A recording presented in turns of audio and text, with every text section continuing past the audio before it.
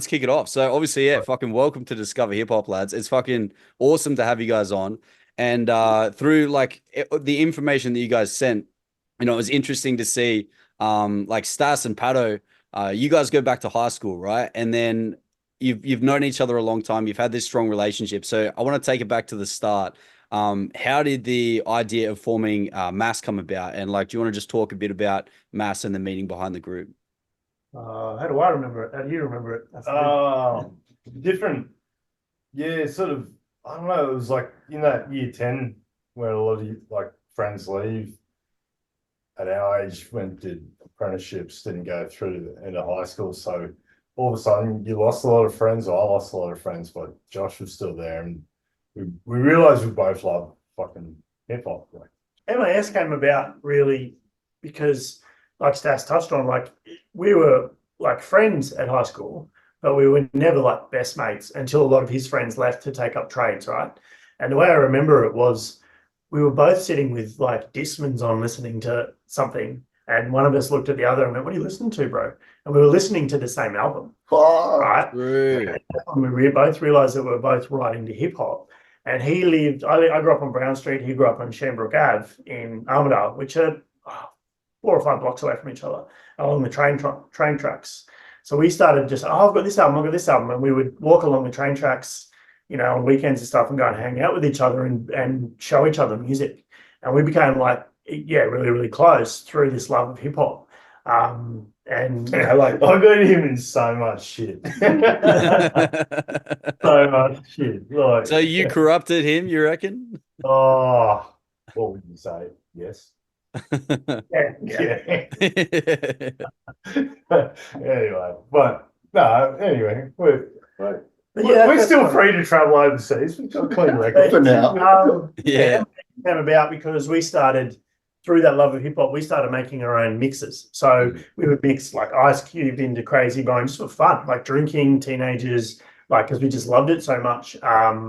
Stas had some like old ass mixer, and we'd have like one Discman going and another Discman going from 10. That he probably flogged. No, I'd pay for Um, Money I stole. but yeah, and then we sort of we got into like first couple of years of uni, I think, and I met we sort of started messing around with lyrics high school and stuff last year at high school, but we didn't really take it serious until university. When we met a guy named Scott Snedden, who's in MAS. He was like right into it, and he really pushed us a bit more to kind of give it a crack. I think Scotty MAS was our name. Very it was great having a guy come down from the city. So he's from Brisbane, Scotty, originally. He's in Melbourne now. Because we were massively into American hip hop.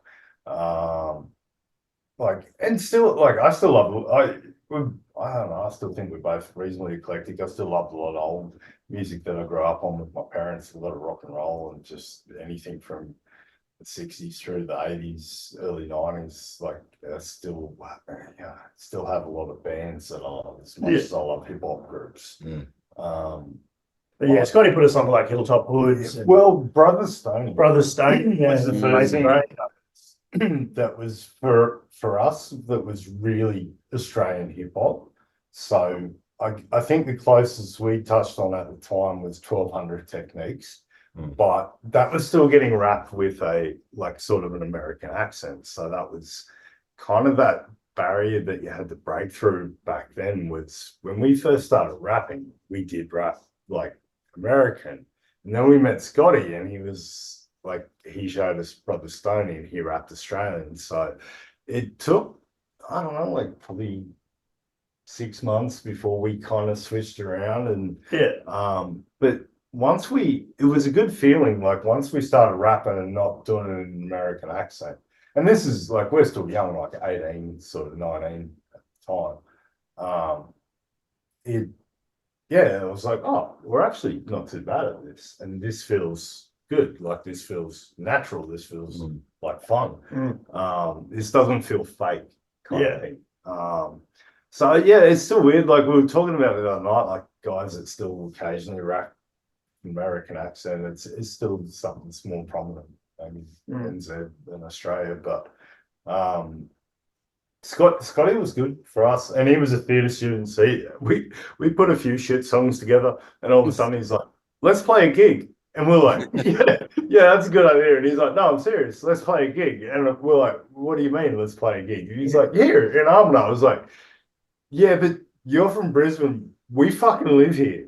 Yeah. My family and friends, and it's a small town. Like, I think he I was wanted us to do a hip hop gig, and then Fucking that hip-hop was a hamlet. gig that we did with Hermitry Hermitry. Napa, So yeah. Yeah. did it with quality artists. It's sort of and from there, like, you know, a lot of our friends and like family came, and I think half of them came like worried for us, like thinking they were going to see us embarrass ourselves. Killed it from the start. Like, we had a good energy.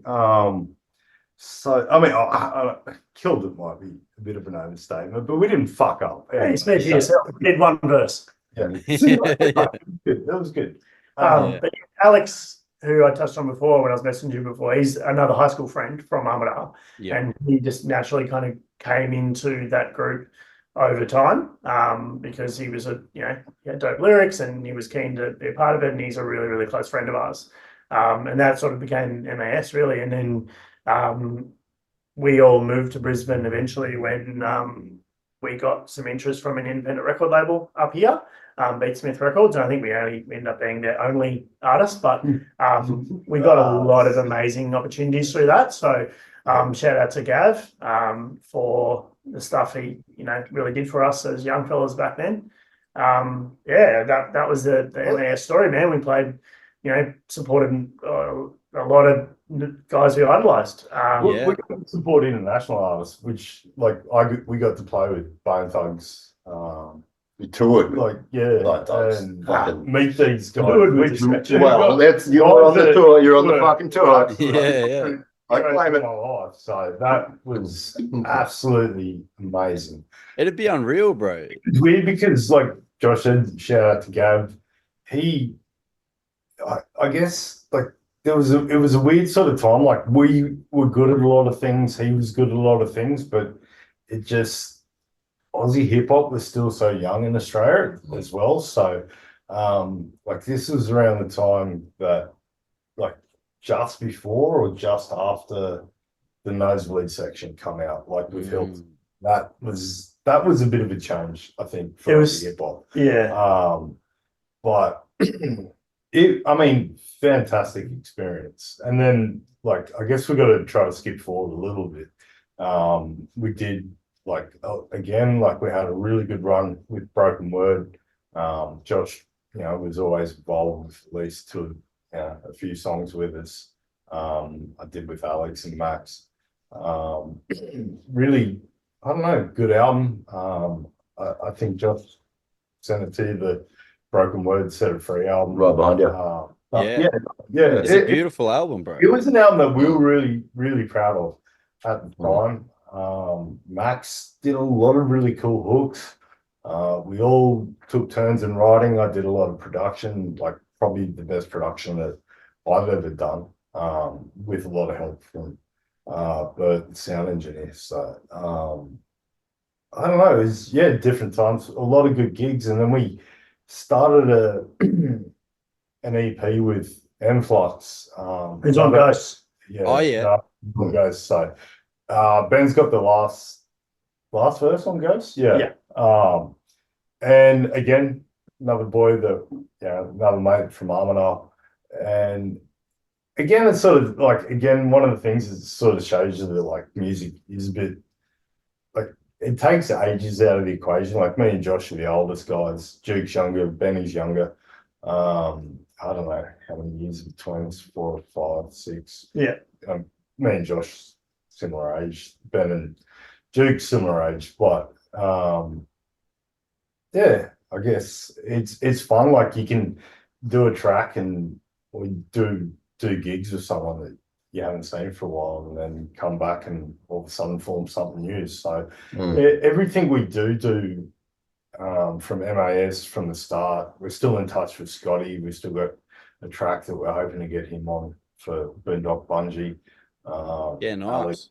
Axe, Influx, it's still it's as much as a group as us three as it is a collective. So yeah. So one of the things where like we would have probably have liked to have done a lot more, but I mean, I think when the boys called their EP with Influx Cost of Living, it was a very good title because life gets in the way, right? Like you wish, and you got to work, and you got to, you know, everyone has families and things that take up so much of your time. Like if we could, you know, all we do is sit around making music, right?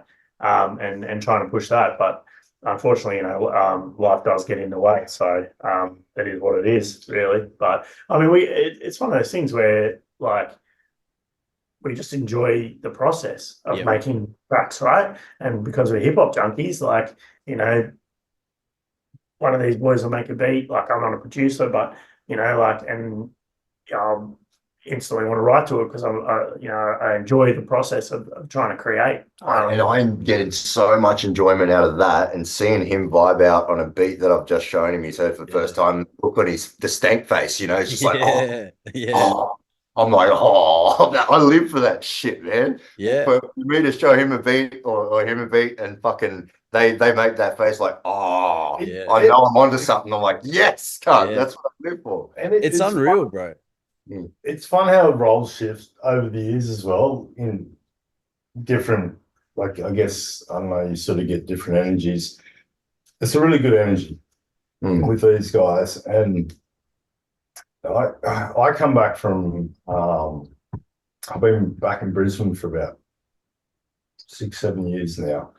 And that was after I was living in US and Mexico.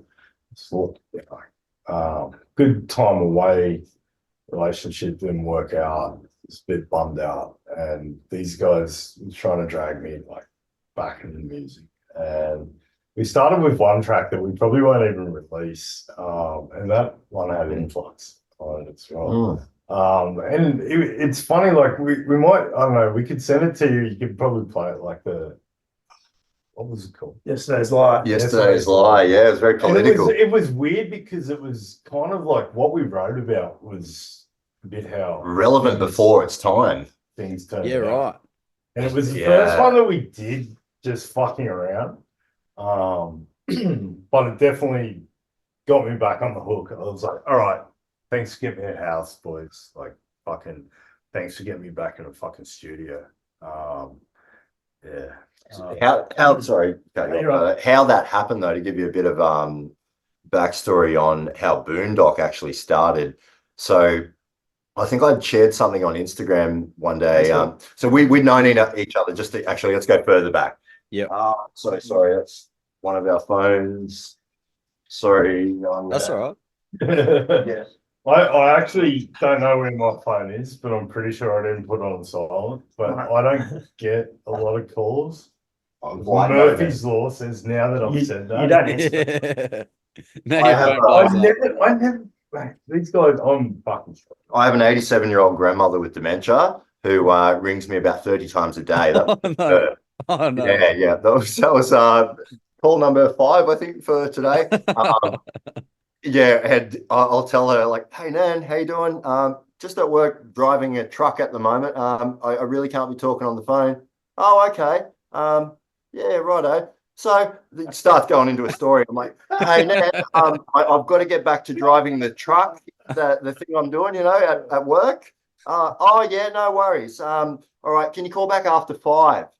Yep, okay, 5 o'clock then. All right, no worries. 10 minutes later. Oh, she's called again. I love it.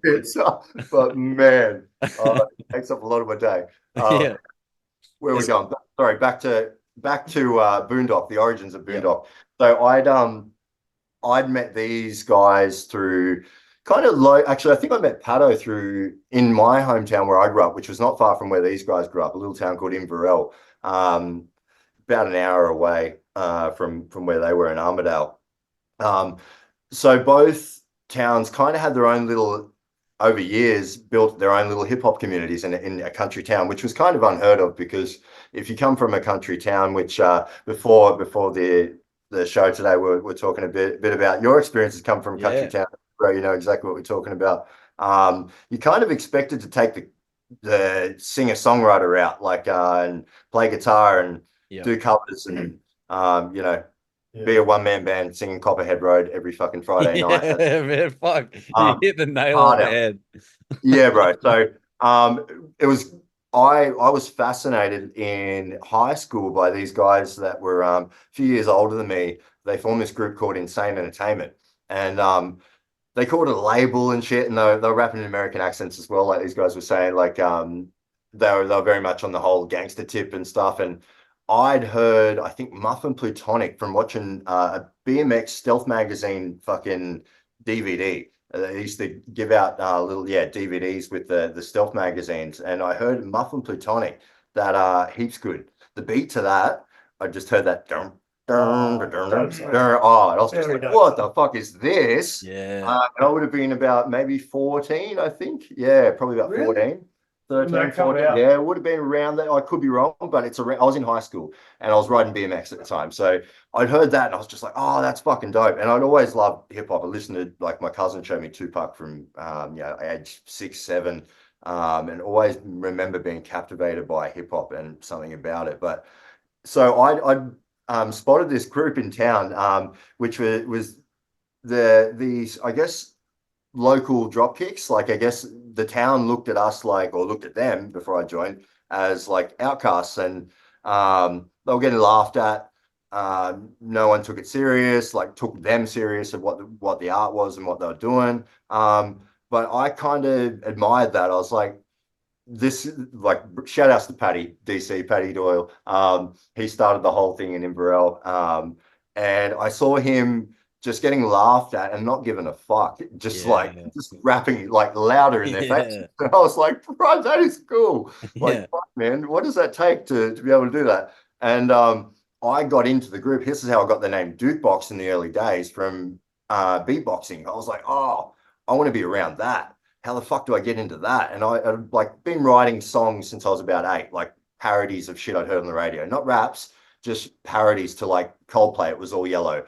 Wrote a song about the fucking Queen, anyway, having an affair with the Queen. Anyway, so I go into it. But, oh no, is that on that album, Pato, that you sent through of Duke's solo stuff? I want to hear this song. Oh, what the fuck? Why does it always rain on me? Is it because I had an affair with the Queen? I don't know where that came from, but that was one of the lyrics as an 8-year-old songwriter. As an 8-year-old. Yeah. Whenever it was, like, when they come out. Yeah. I used to, and actually how it came about for me was wanting to make my friends laugh. Yeah. And I'd just write funny shit, to make up other words to the songs that I was hearing on the radio and shit. I think that's how we started, kind of. So I started beatboxing, and got the name Dukebox. So my name's Duke. I got the name Dukebox because I was beatboxing to try and get into the rap group Insane Entertainment, and I started as a beatboxer, and I started writing raps and showing the guys, and maybe I could get on the mic, and recording in bedrooms and shit like that, as everyone does. And but yeah, so that sort of started at my dive into hip hop, and then went on to form a group later on called Vital Heights. And then eventually went solo. Vital Heights sort of split in about 2009, and I went solo. I got an emerging artist grant through Gadigal Music in Sydney, in Redfern, and that kind of kicked off my solo career. I released an EP as Dukebox called What's in the Box. It was a 5-track EP, 6-track EP through their label, and I started doing shows and stuff and trying to get supports with dudes that I was listening to, like on Triple J. I'd message Chance Waters, who in about 2012, I think it was 2011, I got the grant. 2012, I'd messaged Chance, and I noticed he was doing a tour, and he was popping on Triple J at the time. I liked his shit. I was like, fuck it, I'm just going to send him a message and see if there's a possibility I can get a support show. And so I did, and this is how I linked up with Brendan's group, or Stas's group, Broken Word. So I'd known Pato from a couple of Inverell shows. I'd met Pato. He'd come from Armidale over to a couple of little Inverell shows we'd done, but I didn't really know Brendo too much at this stage. But So I met Brendo on the Chance Waters tour in, it was either Coffs Harbour or Byron Bay. Byron Bay. Tell me about it, Byron. Yeah, Byron Bay. So and we'd gone on to do gigs and like just linked up over the years. But Good fun gig too. fun Like, fucking times that was. Not massive crowd, but really good atmosphere. Good guys. And I don't know, I guess that album that we recorded just outside of Byron. So it was kind of cool to go back and play a gig there. Well, that was the first time I heard that album when that user just dropped that, and the broke Set It Free album, and I was just frothing on these guys too. I was like, oh, that's fucking sick. They got a singer, they fucking got 2 rappers. This is cool. Like really good live energy. Fucking great to see live. Hey, 3 rappers. Oh, sorry. A third. Yeah, bro. Yeah, that album is incredible. So that's when you guys linked up, and then how does that lead to forming Boondock Bunji? Well, Duke put this is how I remember it anyway. Yeah, Duke put back when I had a Facebook account. Duke put what was the start of Before the Fall online. It was just a skeleton of the beat. It was just a little guitar riff that and a maybe drum. some of your verse. I can't remember. Oh, I actually did. Yes, I had a verse written. Sorry, I had a verse, and I think I shared maybe half the verse or something. Ages. Yeah, It was just a skeleton. That track had 5 choruses. No, more. More probably, yeah. No, actually, probably more. I think I just commented.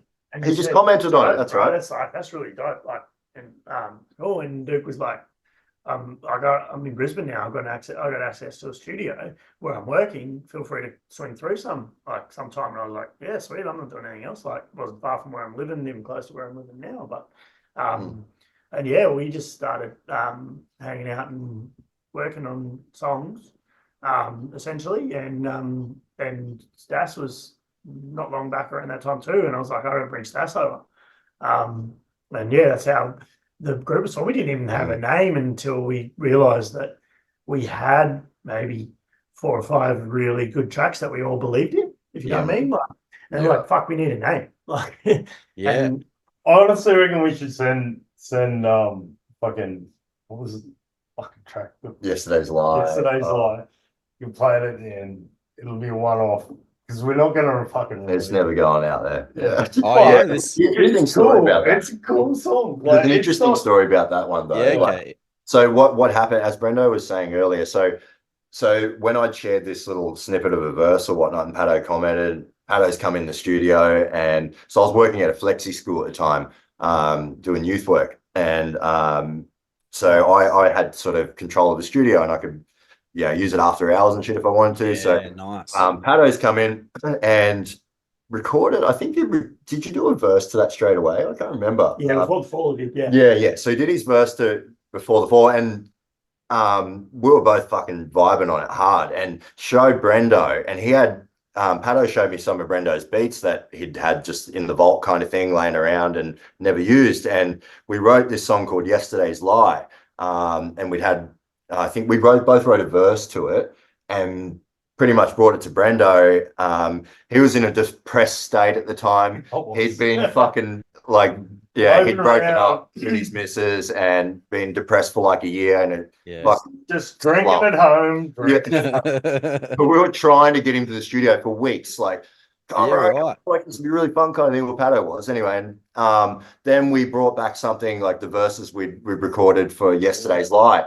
And he'd fucking bang, I got a chorus straight away. And he's a fucking great hook writer. And he come up with the chorus straight away, and that's kind of what kicked it off. That was cool. But the better thing was that I actually like what you guys wrote got me out to the studio. And I don't know what I was expecting, but I was like, fuck, this is cool. They had a basketball court, they had a kitchen, they had fucking everything, man. It was so good. We absolutely enjoyed the shit out of that place for about at least 18 months. Yeah, year and a half, 2 years, maybe. 2 years. And the thing is, like, it's one of those things, if we had to realize, like, at some point we weren't going to have access to it, we might have got more worked a bit harder. Yeah. So you don't have access to it. But at the same time, the fun stuff was the best. Like, we did some tracks that were very organic, that were very much just started on one night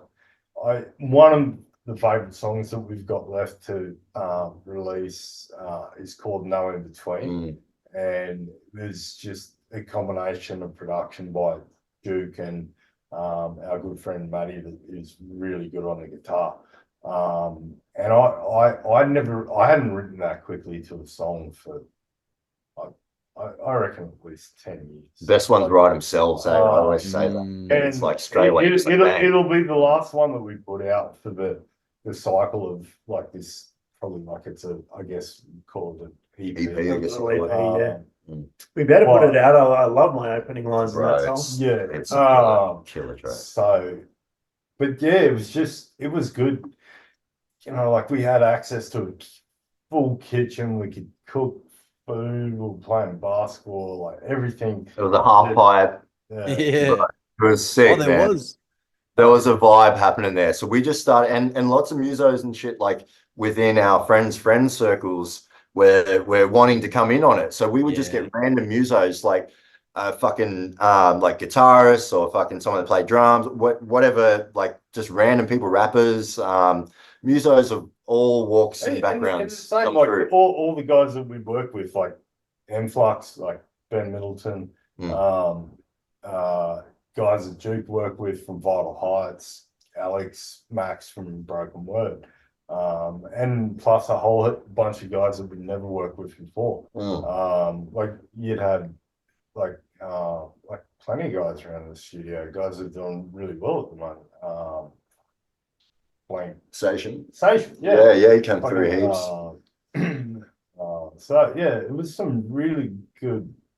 It was an atmosphere, man. To be honest, like and our biggest setback was when we had to step away from there. COVID was a part of it. I got myself in some shit with the law. I was Put it out there. Fucking put it out. It was a part of it. Yeah. Can we talk about it, or do we have to stay away from that? Just prefer not to talk about it. That's Just right. stupid shit, man. like, Yeah. now where he's got a prescription is what cost him his job. Fuck it. I got done with an ounce and a half of weed. Yeah. Traveling back to my hometown, and there's fucking other shit that was going on at the time, but I'm not going into that. But probably you already said too much. yeah, but yeah, whatever. But I lost my blue card, and I couldn't work at school anymore because I had a conviction for drug possession. Right.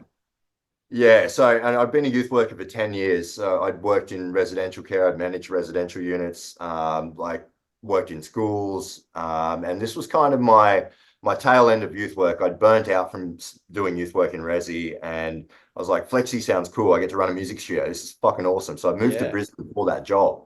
And it was amazing. I absolutely loved it for the time I was there. And it just became this space, man, that we cannot recreate that vibe at the moment. Like, we haven't been able to match that. It had everything fucking happening for it. And it was a space to create. So it was like Thursdays and Sunday afternoons, I think we just go there and try and lay down a few tracks or ideas, or invite a few friends. And I got to tell you about this idea after we finish recording, because I don't want it public yet, but after we finish recording, one of the plans I've got, remind me. And I think you guys will probably like it by the sounds of that.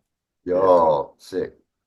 Sorry, bro, Sorry, I was just saying one of those things where a lot of the beginning work of the tracks we put out now happen in that studio. Yeah. And we just had to like finish them off to get them out. And like it's interesting, man, because like Kalski, like the legendary Brizzy-based producer who mastered Ghosts and Wayward, he works at another flexi school like that in Brisbane. Yeah. True. And that's how we know spin out too, bro. Yeah. How's it? Can I just cut in quickly? A spin out story with Kalski.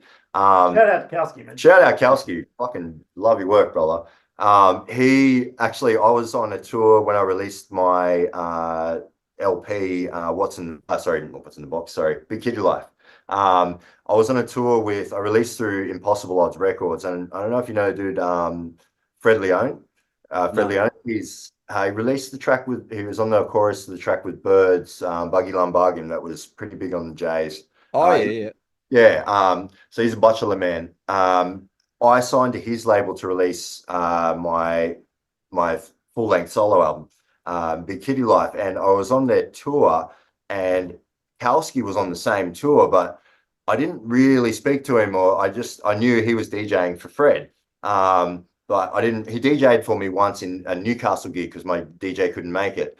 Anyway, but I didn't really connect with him too much. We, just sort of knew of each other. Anyway, so this was 2013, I think. All right. So fast forward to 2018. So I was still living in a country town in 2015 in Inverell and whatnot. Fast forward to 2018, I've moved to Brisbane. I get a job at a flexi school. I go on a staff retreat with some staff members from other flexi schools around Brisbane and all around the networks and whatnot. I'm looking at this dude on the first day across like the introduction bit where we got to do like group fucking introduction sort of things. Like I'm looking at this dude going, fuck, that dude looks so familiar. Where have I seen him before? And he said something, his name's Callum or something. I was like, Cal.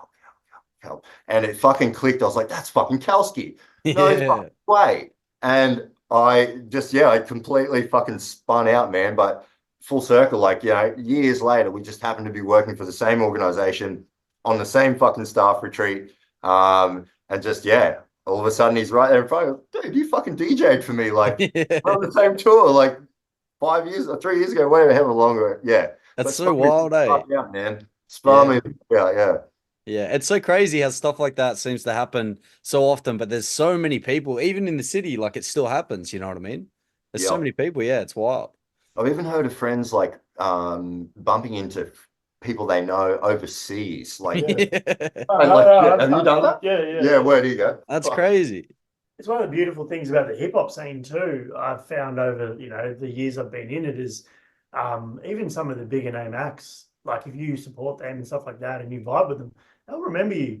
And I always remember going to a festival just as a fan, the music festival in Port Macquarie. I got free tickets through my old job, and Earth Boy was playing. And as MAS, we'd supported the Herd at a uni gig at the university in Armidale, and we got to like hang out with them backstage and like pick their brains and that, and they're really cool. And anyway, like I had a backstage pass, and I brought Stas and my other mate Wilson along to this festival, and I kept using my backstage pass, so I'd go and use the good dunnies. And I saw Earth Boy in his just walking around the backstage area. Always did that. And hey man, you can get free shit. Yeah. But I saw Earth Boy, and I just thought I'd just go up and have a yarn to him, and because I'm a fan, right? And he saw me coming, and he just went, MAS, Armidale. And I went, years later, I was blown away. Like, he didn't remember my name. But he's like, no, I wasn't. Hey, you guys were sick. Yeah. And I was like, fuck. And he's like, that was a great gig. And I was like, holy shit, how did you fucking remember that? That's good, bro, because you know that you do that shit all the time. Like one of the first times we came up to Brisbane just to watch Hilltop Hoods play they had a place called the Alley Bar. It's long gone. Rest in peace, the Alley Bar, man. Fucking, was it a bowling alley? Yeah, bowling alley, tiny little pack joint, sweaty as fuck. But we got there early, surprisingly, but fucking like half cut, drinking beers, deciding if we're gonna go bowling. And Josh was like, that's Hilltop Hoods right there. And I knew their music, but I didn't know them to look at. And he was like, I'm gonna go over and talk to him. Like, he just always did that. So next thing we're fucking like, we've got a really cool photo with like Hilltop Hoods, How from Coolers and MAS like at the just all like bowling shoes, fucking they played a killer gig that night. I think I threw up in a stubby cooler on the train on the way. And I filled it up exactly, but there was a hole in the bottom, mate. I was like, I got off the train, I'm like holding this fucking stubby cooler full of spew with my finger plugged in the bottom. Anyway, what a great night, eh? Josh, and then it was like at least 3 or 4 years later, and we're on a big day out, and he ran into one of the guys from Hilltop. Debris, wasn't it? Debris or fucking. But he was the one that like because Can't remember. early MAS days we sent those guys Into the light, unreleased. yeah like some of our first tracks, and we just asked for feedback, and that was just after they'd done like left foot right foot kind of thing, before they put out the calling. Something like that. With nosebleed section. So, and they were really good. Like they got back to us, and they just said like, guys, fucking, like it's pretty MIDI sounding, da da da. Like but very good direct feedback. Try a bit of this, try a bit of that. And then when we went to Brisbane to watch them, and Josh, he started talking to Debris, and he's like, you're the guys that sent us the CD. And we're like, yeah. And so, yeah, it was cool. We had drinks with them. So, like, over the years, even as Hilltop's music's changed, like, they've had albums that I absolutely love. They've had albums that I didn't love as much, but I've always wished them the absolute best success because when we first met them, and then when we met them years later, and even through, like, other people they met, like, we always, I don't know, it's sort of the same as when I met Bone Thugs. People say like, don't meet your heroes, but occasionally it's cool when you do, and they are decent people. Yeah. And that was the same with Bone Thugs. When I got to meet those guys, they were absolutely fantastic. They were just so humble, so happy to talk to someone that had listened to their music, so happy to give any kind of conversation or feedback. So happy to fucking smoke us, like find out where the weed was. So happy, like they were cool fucking guys. Like, and yeah, so you take those chances when you can get them. Like I said, we're getting older, but I don't think like for Duke, Ben, like the other guys, like younger, but we're still putting a good energy of music, good chemistry of music together. I think at the moment. It's fun again, man. Like there's no deadlines attached to it. We're not taking it too serious. That was the beauty of the studio when we had it. Like we're all making music for the fun of creation. It wasn't tied to a project or an outcome. It was simply the moment and creating whatever came to us at that moment. And it was fucking beautiful. And that's how these songs, like the last 3 songs we've got out now, have come about. Those days, like so they're like 3 years old, those songs, but haven't quite been ready or at a stage where we're happy to put them out until just recently in the last sort of 6 months. We've been at the stage where we're like, fuck, we've been sitting on these tracks and we think they're pretty dope. We need to fucking do something with them, hey. Yeah, it was a big sort of kick up the arse and okay, let's fucking get them out. And better yet, we've linked up with Josh from CY and CY Entertainment, and got some fucking dope visuals too now to go along with the project, which is fucking a blessing, man. Absolute blessing. You don't get that. A lot of fun too, and so much fun, and it's invigorated us again. Like we're all getting older, as Brendo's saying. Like it's hard to find that hunger and that drive for it as we did as younger cats. Because man, I remember I used to wake up and just be like, fuck. Got to write a verse. Who can I go and rap with today? Like, fuck, who's going to be at home today? I can go and write a verse with. I lived and breathed the shit. Now I've got fucking a job. I've got a full-time job. I've got fucking kids. Like, there's so many juggles now as an adult where there's so many distractions from that keep the fun out of it. And it's like I hate being limited to a time when I have to create. When I feel like I want to create, I hate knowing that, fuck, I really feel like making music right now, but I can only do it for 2 hours. I've got to work, or I've got this on tomorrow and, I need to get to sleep. I hate knowing that I have something that's going to fucking limit my creation. And I want to be able to just sit for fucking 2 days if I want to, and not have to worry about anything and just vibe. And I think, with fucking, it's harder and harder as you get older and become more of an adult and have responsibilities and shit to find that hunger and that vibe again. Because as a 19, 18-year-old, fuck, man, I had no responsibilities really at all. Like I had a casual job. But I mean, I was just fucking living the for fun it. thing, like, for the first time in at least 6 months. We got to go to a gig together the other night. Yeah, Like, nice. fucking dope. Just to go to watch, like touch base with some guys. And it was a really cool gig. Like, it was good seeing hip hop community building back up in Brisbane. It was good just to see. It was a quality gig. It was like just good energy, good lyricism, good beats.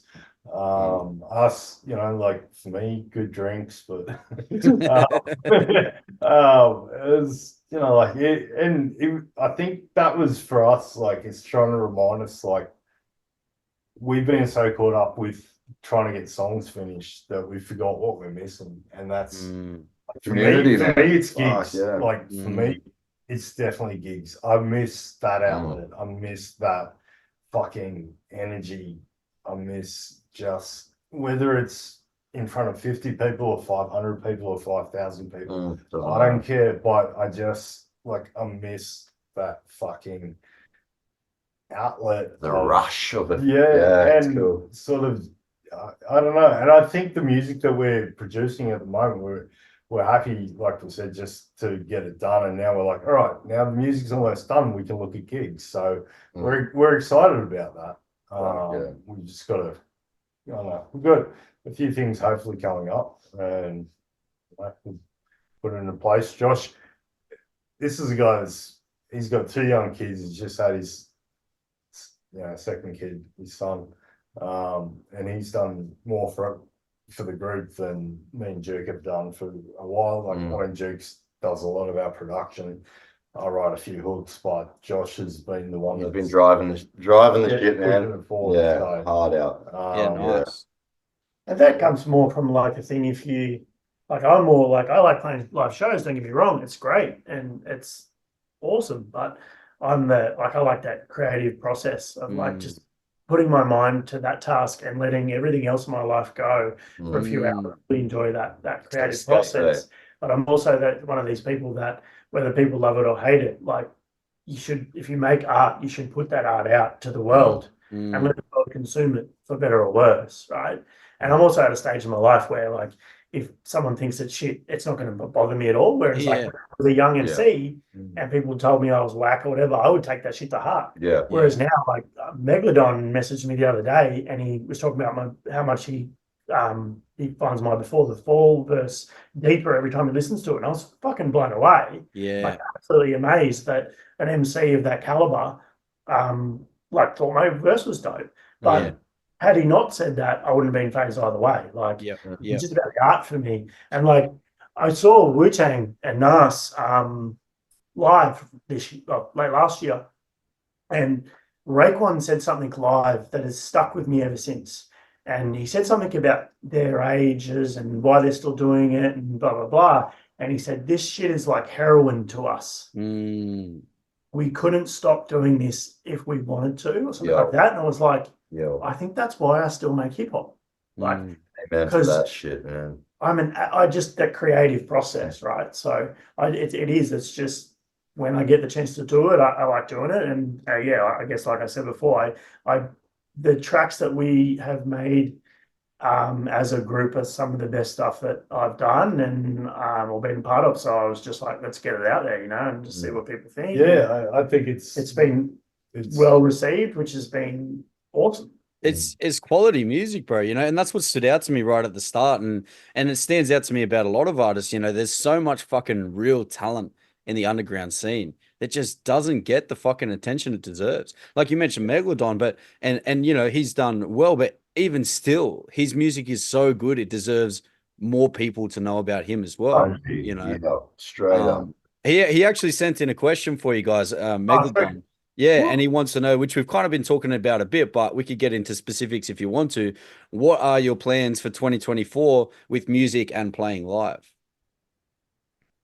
We got to do that collab, Mega, man. You're like 1 suburb away, 2 suburbs away from me, bro. Like, that's definitely on the cards. Let's find the time. I would say for 2024, the plans are to start playing live, which we haven't done. That's kind of one of the priorities. Like we've had a few little pop-ups at like small gigs, House and parties. and stuff, but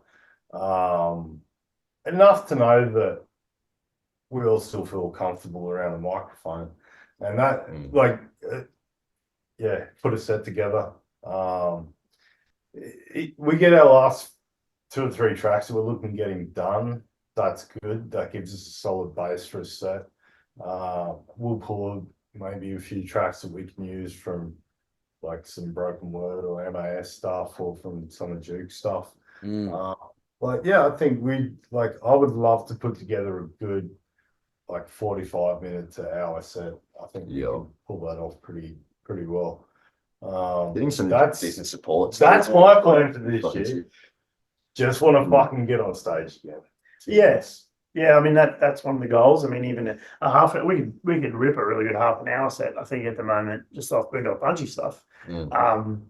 Yeah, I mean that's much respect to you, Lewis. You're bringing a lot of these underground independent artists to more people, bro. Like, and big ups the to thing you, is, bro. like, Thanks, bro.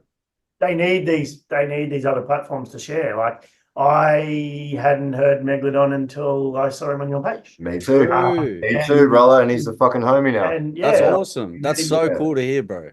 And we through Megalodon, I found Harlem, right? Harlem was the coast. And that kid is next up. Like, he is insanely good live. We saw him live, the other night. I've heard about him, bro. I haven't checked much of his stuff out yet. You reckon? What I enjoyed about the other night was seeing like a real bit of a sense of like a hip hop community forming. Where, not to say that it hasn't existed in Brisbane, like it felt like there was massive hip hop community when we first started up here, and then it kind of went a bit funny. It went to a lot of battle rapping scenes and stuff like that. We had a few cracks at battle raps, but it was never really like my kind of scene. It got very, and it was kind of clicky too. Yeah, like, it was clicky back then, and it just it wasn't fun. Like, it just, they weren't. I mean, not to say that I didn't go to some battle rap gigs. It was some fucking good battles, but it was a different atmosphere to what we like. So I guess, like, when we're talking about the guys that are underrated now, we, as Broken Word, we used to play a lot of gigs with School Fight back in the day. And why, I don't know if they're like not fully a hip hop group, like C White out of like, they're a band. They're a band, and they're fucking incredible. And they are. Probably like, if you go to when they were pumping, shout out to Whitey, man, he's up in Farmouth, Queensland now. But if you went to a show in Brisbane when School Fight were kicking around, you would be like, it's wall to wall packed with local people that follow them. And yeah, they were like look them up on YouTube, man. Like, look up tracks like Darling Beer, but 3 a.m. They were incredible. They were another group that didn't.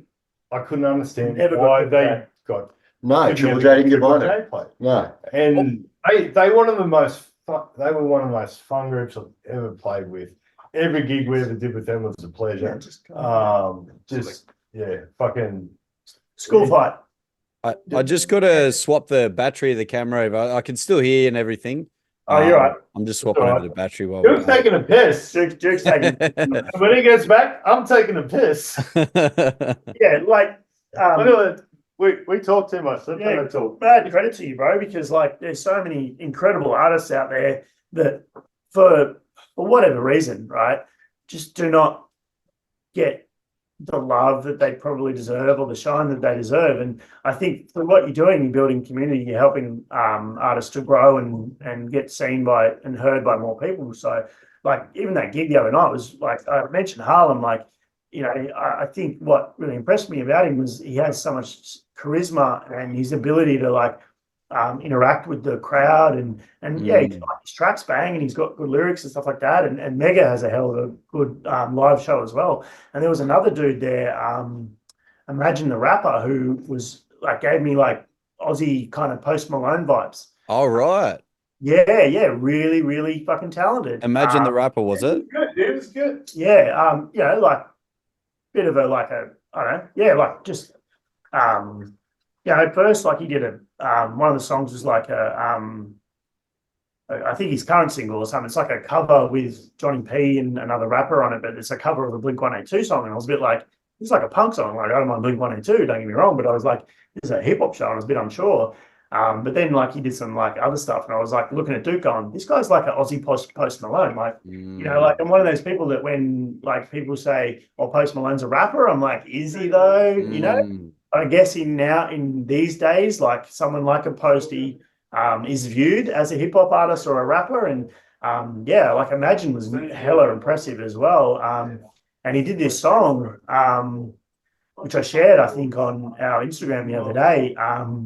About his mum who committed suicide, sadly. And it was like, I was standing there with goosebumps. I was like, I'm just looking at Duke on, holy shit, that is a hell of a song. And I think that's sort of to my point is that, like, in Australia, unfortunately, I guess the gatekeepers, for a lack of a better term, have been record labels and certain people within the industry and stuff that like what they like, or you know, it's clicky, and they push the people that they know, and not to say they aren't incredible artists themselves, but as a result, certain artists, you know, never really get the plug that they really deserve. And School Fight's one of them. I am a huge fan.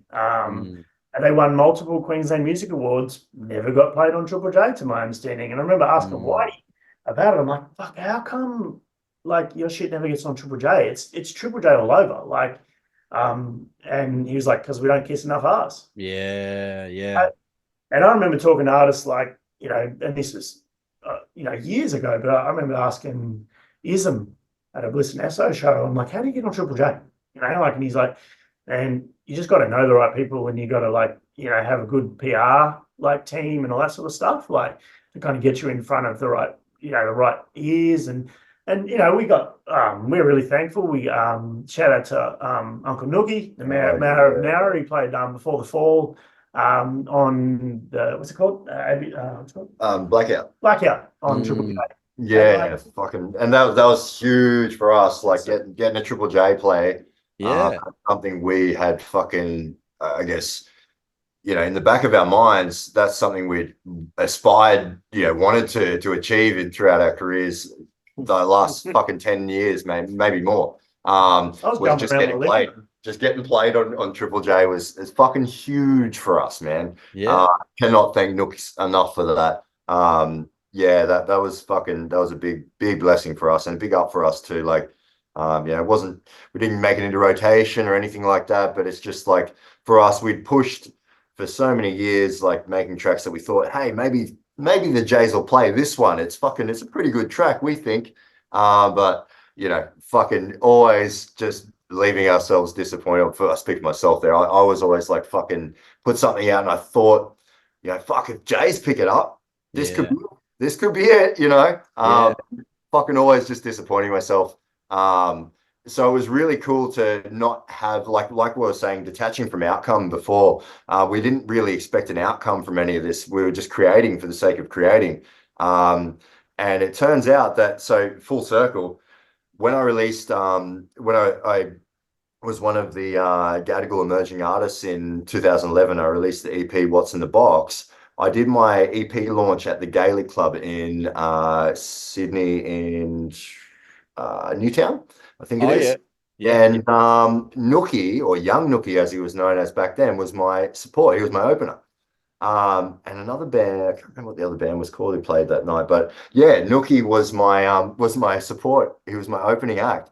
And I'd played a couple of shows and festivals like around through Indigenous sort of events and things that we're doing, and always known of him. But then one day I just randomly get a message from my mate saying, bro, fucking Nookie's just giving you a mad shout out on Triple J. And I hadn't even been listening to the Jays at this stage for a while. And I had no idea Nookie was even on Triple J. My mate's messaged me going, bro, fucking Nookie's just played your shit on Triple J and he's giving you a shout out. Fuck off. No way.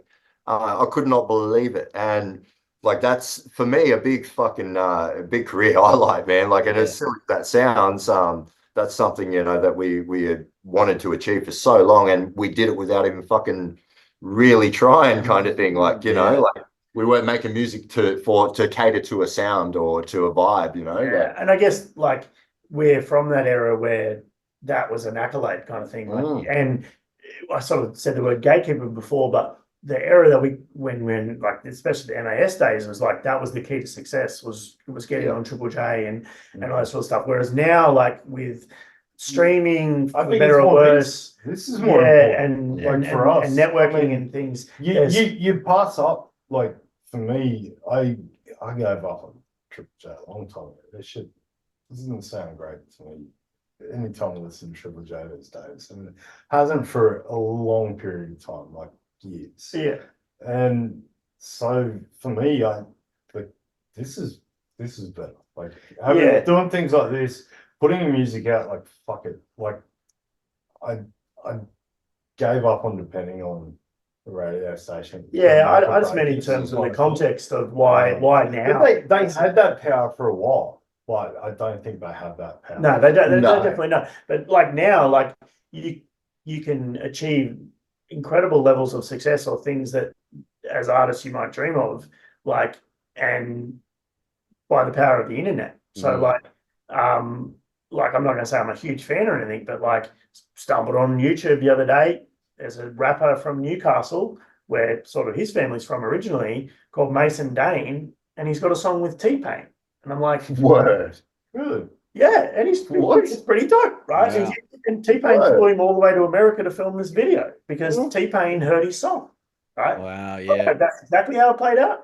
But like, and then you just got like, you know, these artists, you know, that can create their own lane, I guess now, to success, for better or worse. Like I'm through streaming. And the internet and social media and stuff. I mean, I'm not a massive fan of streaming and social media and all that in general, more broadly, but I think it definitely has changed the game essentially. Yeah. Essentially. Sorry, ask a question. Bro, we've been you asked some questions, man. Yeah, bro, we've been fucking talking your ears off. There's a lot of bad things that come from social media, but there's a lot of good things too. And I think it's the same with the drill music. And I think it's the same with a lot of things, bro. Even the internet within itself, you know, like I was listening to a podcast a while ago, I can't remember the name, but they were talking about AI and how there's potentially a lot of good and bad things to come from it. But it's the same with when the internet came out. Like the internet comes out and, oh, wow, now we've got all the information in the world in the palm of our hand. Yeah. But it's also so much easier for people to sell drugs internationally, traffic humans internationally, and all this crazy shit. So it's like, is the internet good or bad? You can argue either way, but it's reality. We've got the biggest access to information in the world in history, but it also allows people to just access the things that they want to hear. Like echo chambers, But I mean, if we keep going down this path in the conversation, which is like, it's all right for me and Josh, but shoot, you don't want to join the group of grumpy old men. I'm tinkering on the borderline of it, bro. I'm nearly there. I've got enough grays. You're egging it on. I've got enough grays to join. We just not an official member. All these kids today, we haven't had much positive to say for a while. There's still a lot of fucking joy in the world. There certainly is. And music is what we look for fucking fun, for entertainment, stress relief, for anything. I do hope that I think we've definitely out-talked ourselves, but there's definitely going to be parts that you got to cut. But we, at the same point, like as much as we're cynical, like these guys, I enjoy their company. I enjoy making music with them. And we are really looking forward to putting some live shows for this year. I think that's the one thing that we've been waiting for more than, I don't know about these two, but for me, I've been hanging out for like, fuck, if just even to use an old man term like that, I've been hanging out for a fucking live gig for like at least 3 or 4 years. I've spat a few raps and done a few little bits and pieces, but I want to get these boys on stage. I think we will I want to link up with the community in Brisbane. I think it's Mm. where we've got a good step positive board. And in different ways, like I've played a lot of we played a lot of gigs up and down the East Coast. The Dukes played all over Australia. We got to play a gig in Thailand. We got to play a gig in Nicaragua once. I was fucking fucked up on cocaine and fucking tequila and rum. But anyway, it's been a long time coming, but That's one aspect of it, that energy that you can't let go of. Like I've walked away from music a few times, like but not by choice, but just because, like my partner had fell pregnant and had babies and stuff, and like I kind of felt wasn't fair for me to be putting all my focus into music when I've got two toddlers running around or whatnot. Like, so it always has been there for me, but at different times where I know I can't go without it. It's like this. They say old habits are hard to shake, man, and it's, for me, music is definitely an old habit that I fucking will never shake. And I hope I'm still rapping at 60, to be honest, or fucking making beats at 60. Jesus Christ, I hope I'm still alive. Or they're alive, probably. Yeah, alive. That'd be a good start, eh? Fuck. Yeah, but like it's one thing that no matter how much I distance myself from it, not by choice even, but there's always like it only takes one for me to hear one track, someone put out something, and I'm just like, oh shit, I need to write, I need to fucking make a beat. Like fuck, man, it only takes that one little bit of fucking inspo, like and that for me, like it'll never die. And going to a live show the other night, I said to my partner on the way to the show, I said, I guarantee you, all three of us are going to walk out of this fucking gig going, we need to play a show. We need to fucking on stage, hard out. And we fucking did. During the show, we're watching going, fuck, we need to do this. Every live music year I've seen in the last fucking 6 months, it's just, I want to play. Yeah, it's one of those things that never dies. Any more questions? What else you want to know, Lewis? I was just going to say, is there anything else you guys want to put out into the world before we wrap it up? Any upcoming releases or anything like that? Hopefully we should have our next track, After Dark, out soonish. Few weeks. Can we Very close. Can we give him can we dig out yesterday's live? Yeah. We talked about it in the. I can send it to Lewis if we can find it. Yeah. Yes. Because we probably won't release it, but it could be a good little afterthought at the end of the. Well, it's what started Boondock. Right. I mean, we talked about the song on the. I'm sure we talked about it for at least a minute or two. Yeah. So. Actually, and what we're saying earlier on, and I don't think it was the worst song we ever wrote. We just didn't polish it up. I don't know if we were. It just definitely wasn't the best song we ever wrote. I don't know if we were recording when we were talking about it, but there was shit that in the verses. This is pre-COVID when we'd written this, and we were like there was a line about divided like inoculation and shit like this, and all this shit was completely not relevant to that time. Because it was well before COVID. Before. Then all of a sudden we're in the fucking midst of COVID and the shit we're fucking rapping about is happening. Massive group chat. And it was funny because I got vaccinated because I had to for work. I didn't really give a fuck either way. I didn't really care. And Duke didn't want to get vaccinated. Josh did. And then I got from work one day and the group chat was just blowing up like ding, ding, ding, ding. I was like, what's going on? And I was like, oh, fuck. And I was like, oh, calm down. Hang on. Boys, wait. Fucking Boondock's over. It's over. Fucking agree on vaccinations. It's fucking done. Fuck you. Government's fucked us. They've torn apart Boondock Bunji. Yeah, they fucking ruined us. Divide and conquer. Their old fucking strategy. And again, bastards. It was pretty funny. Yeah, fuck. I wrote some really deep and meaningful messages like, "Come on, guys, It's better than this. Pull yourself Yeah. together. You know. You don't care if someone's gay or fucking liberal or fuck. Anyway, we're still here, so We are, and fucking lived in. bro. I think like the next two tracks we've got to put out in the clip for Wayward.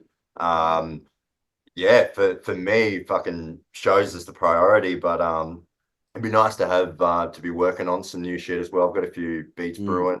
Pardon me, and maybe some collabs. Hey, that's kind of what's feeding the fire for me at the moment and feeding that drive.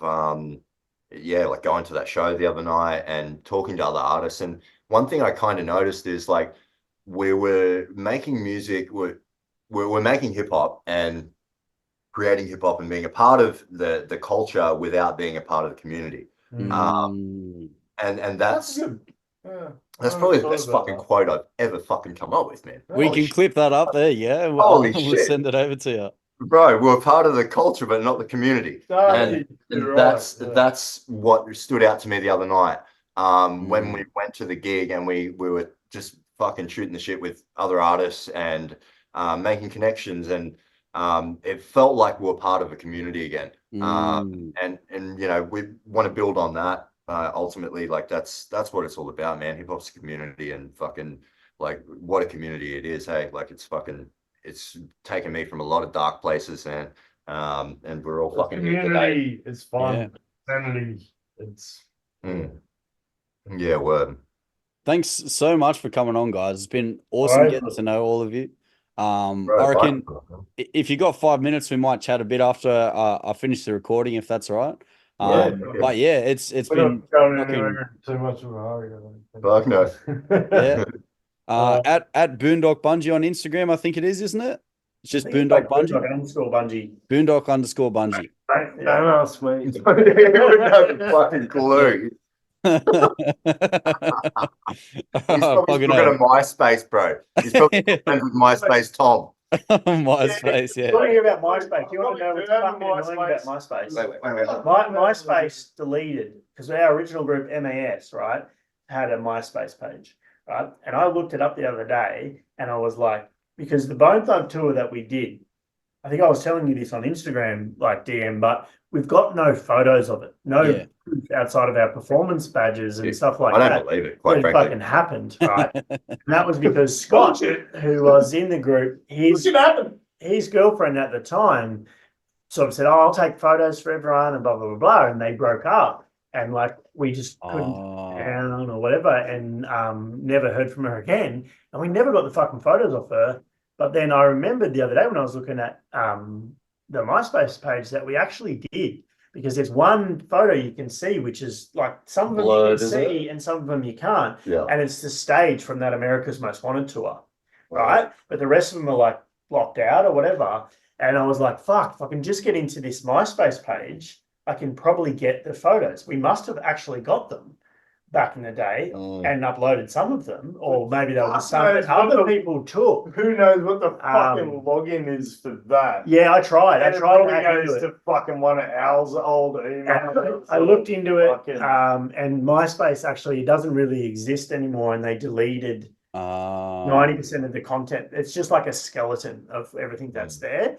And like, yeah, the page is still there. It's like myspace.com MAS the link /MAS the link. It's still there, but you just can't. You can see like 3 of the 100 photos or whatever we had up there, and one of them is the stage of that tour. Yeah, and I was so like, I was at work in my lunch break, and I was like, "Fuck you! I'm gonna get into this fucking page and stuff."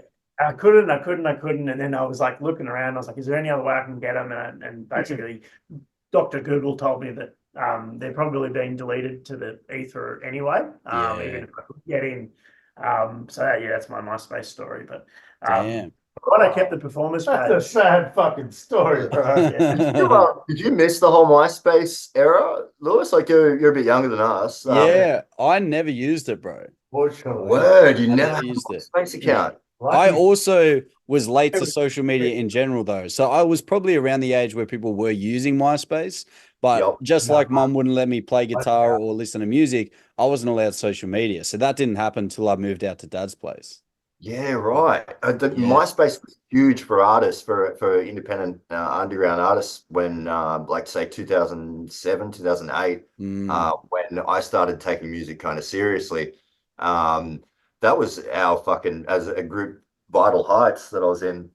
That was our platform. Like, that's where we Really? fucking mostly 'Cause we put all that fucking- shit out. We used, Mm. well, like, to be honest, like You didn't we use started it, MySpace much. but we didn't get much benefit out of it. I remember paying to get a graphic design, actually fucking Dragzilla, the rapper, to Oh, do yeah. the graphic design for our MySpace page. He did the banner and the logo for Vital Heights, and yeah, fucking yeah, man. MySpace was like the fucking Spotify of the day. Mm. Yeah, but well, no, not even like, it was like more so just a place for artists to connect, man. That's how I found. I don't know if you've heard of Mind Over Matter. They've done a lot of stuff with Bliss and Esso back in the day. Oh, yeah. Yeah, and I connected with them over through MySpace, which later on in later down the track, many years later, they were on the same fucking tour, the Chance Waters tour, where I met these guys. Oh, nice. Yeah, so Yeah. fucking spin out, man, how it all comes full circle, eh? The- And we were like, nah, he's a big boy. He's own decisions. Next thing we're all drinking like these warm Southern Comforts of lemonade in the back of the fucking minibus. From Gold Coast to Sunshine Coast. Fucking gone. Yeah. Which one did we get real fucked up on? Is that down to the Gold Coast or up to my Well, Sunshine Coast was the one where Scotty went missing like 10 minutes before the fucking gig because he smoked a joint and he passed out on the fucking beach. And we're like, fuck, where's Scotty?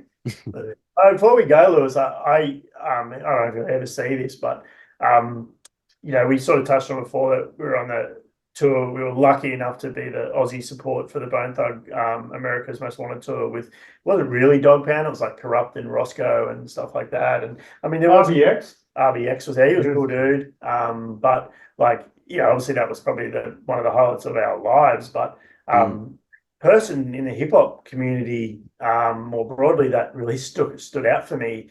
Even though like we're both huge Bone Thug fans and things like that.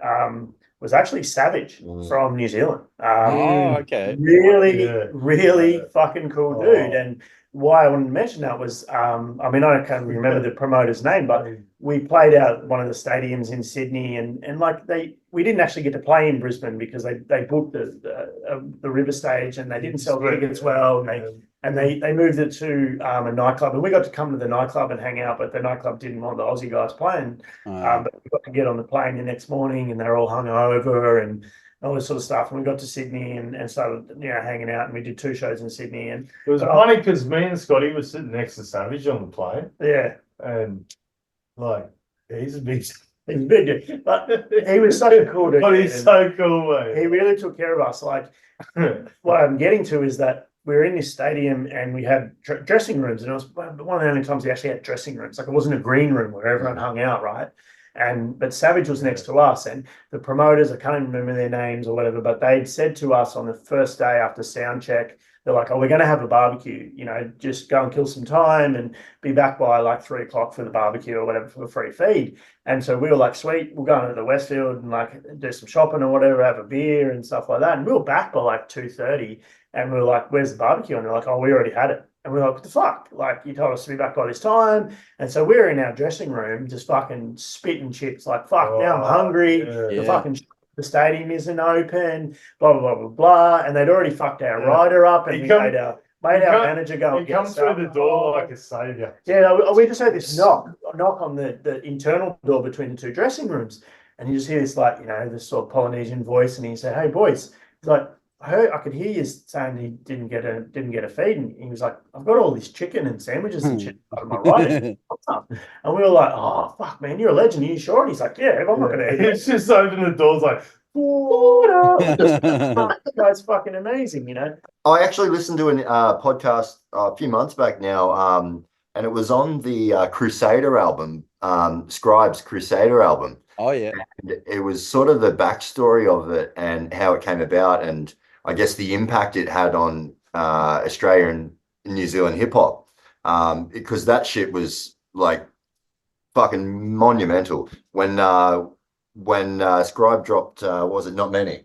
And that gained commercial success like fucking instantly. That then opened doors for other artists, like Australian artists, for example, like Bliss and Esso, like Hilltop, those guys to start getting commercial play. Yeah, it was huge, man. And I found out that album came together in a week. I couldn't fucking believe it, man. Yeah. No way.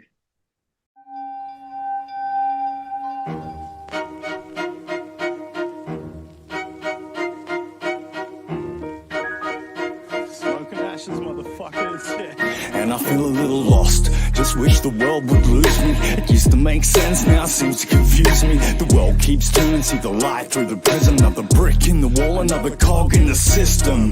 Closed eyes and these open hands, all these shattered dreams and these broken plans. Where these drunken nights turn to shifting sands, trying to find a little life in an empty can. Now we're sitting on the brink, fall back from oblivion. Getting hard to think in this trap that we're living in. Nearly extinct, scrap that, let us live again. Fading from the scene like fading from a dream. Now take a step back, see the cracks in the mirror's edge. Face a setback, hit back, show resilience. Scars on your innocence, no bars in ignorance. Medicine for melancholy, find a way to live with it.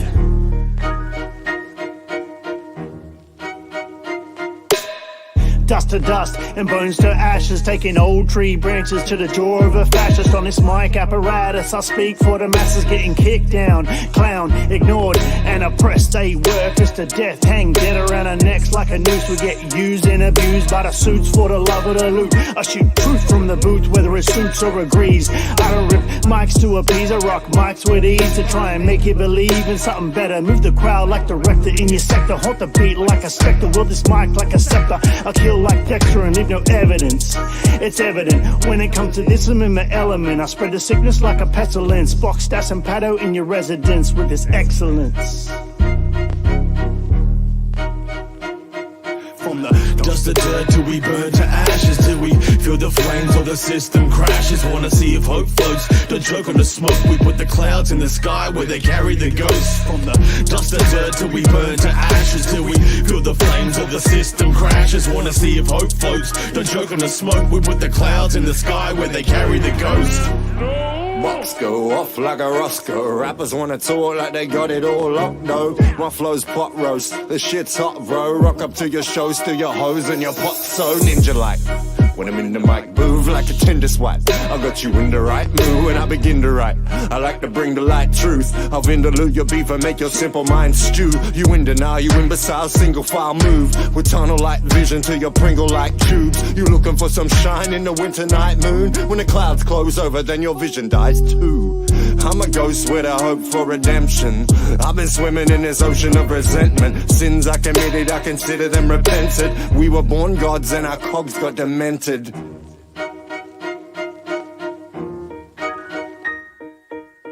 Flux daddy is your caddy, holding bags in the pub with a jug, couple nugs and a fatty. Don't smoke, but I'm loving the sweet smell. Don't pose, but I will for the female. Don't go, cause I'm broke, no joke. I'm a heavy motherfucker, cause I'm loving the detail. Not my day job, but I'm better at this shit than sitting in the office, steady bitting the lip sits. Bloody in the mouth, head button the fist. It's hard to stay true when the brain's confused and the game's changed too. I need time to acclimate back to base with this new shit. Lack the face, facts to face, it's the truth. It's rack to 8, has to break the abuse. Plastic news, jackal views of the world. I'm the monster, watching as your dreams unfurl.